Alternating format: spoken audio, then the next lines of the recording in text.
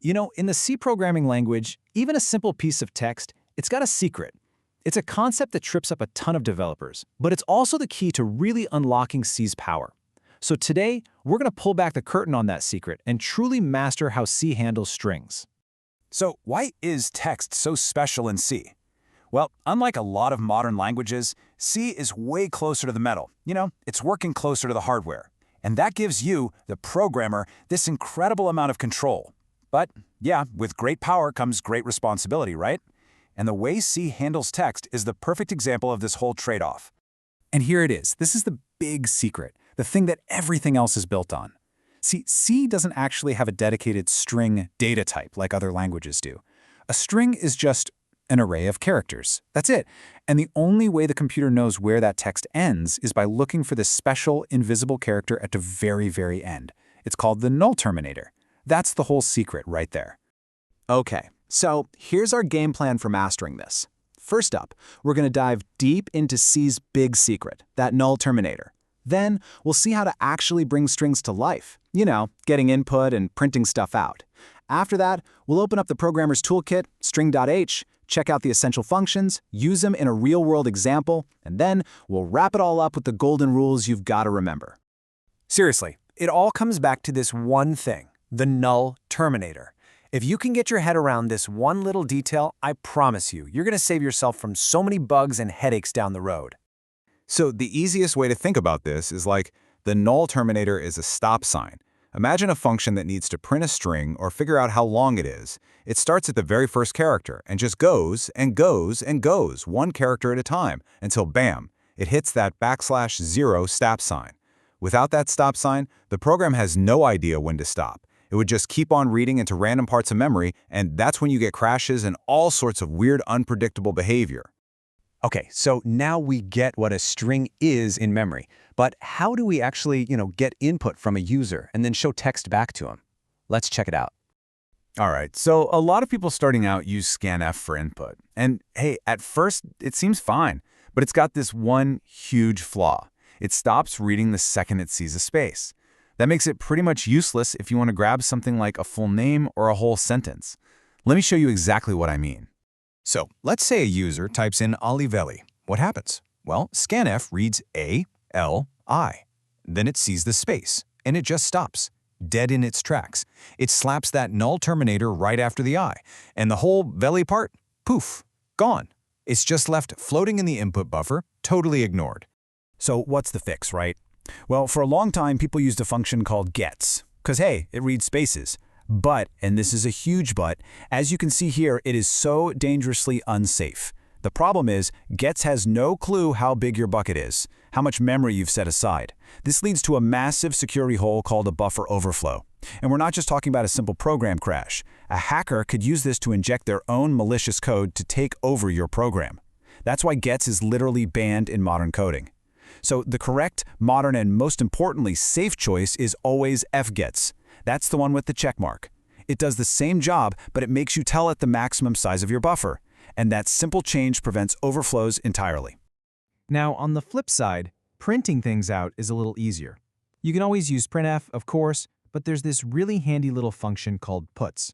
All it does is take a string, print it, and then it automatically adds a new line at the end for you. Super clean, super efficient for just displaying text. Okay, big thing to remember. You can't just use operators like plus or the equal sign on C strings. It just doesn't work.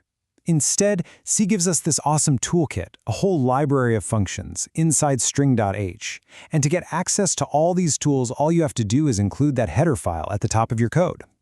So the first tool you'll probably reach for is string length. It's short for string length. It's super simple. You give it a string and it tells you how many characters are in it. But remember, it does not count that invisible null terminator at the end. So for example, take the string merhaba. You can count them, that's 7 visible characters. So strlen on merhaba is going to give you back the number 7. Now keep in mind, in the computer's memory, it's actually taking up 8 bytes, 7 for the letters and 1 for that null terminator, but the length is just 7. Okay, so what if you want to change what's in a string variable? You might think you can just use the equal sign, like my string equals new text. Nope, can't do that. It just doesn't work for arrays in C. The right way to do it is with string copy, which stands for string copy. It literally copies the characters from one string into another. And it's the same deal for joining strings together. You can't just use a plus sign. For that, you need strcatu, which is short for string concatenate. This function is pretty clever. It takes two strings, zips to the end of the first one, and just tacks the second one right on. So Maribah and Dunya become Maribah Dunya. And this one is super, super important. You cannot use the double equal sign to see if two strings are the same. All that does is check if they live at the exact same address in memory, which is almost never what you want. To actually compare the content of the strings, you have to use string compare or string compare. And as this table shows, it's got a unique way of telling you the result. It gives you a 0 if they're a perfect match, a negative number if the first one comes before the second alphabetically, and a positive number if it comes after. All right, enough theory. Let's actually put this stuff to work. We're going to combine a few of these new tools to tackle a classic programming problem, checking if a word is a palindrome. You know, a word that reads the same forwards and backwards, like kayak or race car. So, how do we do it? The logic is actually pretty simple. First, you grab the string's length using string length. Then, you set up two pointers, or you can think of them as fingers. You put one at the very beginning of the word and one at the very end. Then you start a loop. In each step, you compare the character at the start with the character at the end. If they don't match, boom, you're done. It's not a palindrome. But if they do match, you just move your start finger one step forward and your end finger one step backward, and you do it all again. If you can get both fingers to meet in the middle without ever finding a mismatch, then hey, you've got yourself a palindrome. Okay, we have covered a ton of ground, so let's boil it all down and lock in the absolute golden rules. These are the things you have to remember when you're working with strings in C. Think of this as your cheat sheet. Rule 1, C strings are just character arrays, and they always end with that /0. Rule 2, for getting input, always use fgets to stay safe. Which brings us to Rule 3, never, and I mean never, use gets. It's a huge security risk. Rule 4, to copy a string, use scpryo, not the equal sign. Rule 5, to compare strings, use stmpro, not the double equal sign. And last but not least, don't forget to include string.h at the top of your code, otherwise you can't use any of these awesome functions. So there you have it. We've built a really solid foundation. You now get how C strings are stored, how to get them into your program safely, and how to work with them. So I'll leave you with a little challenge.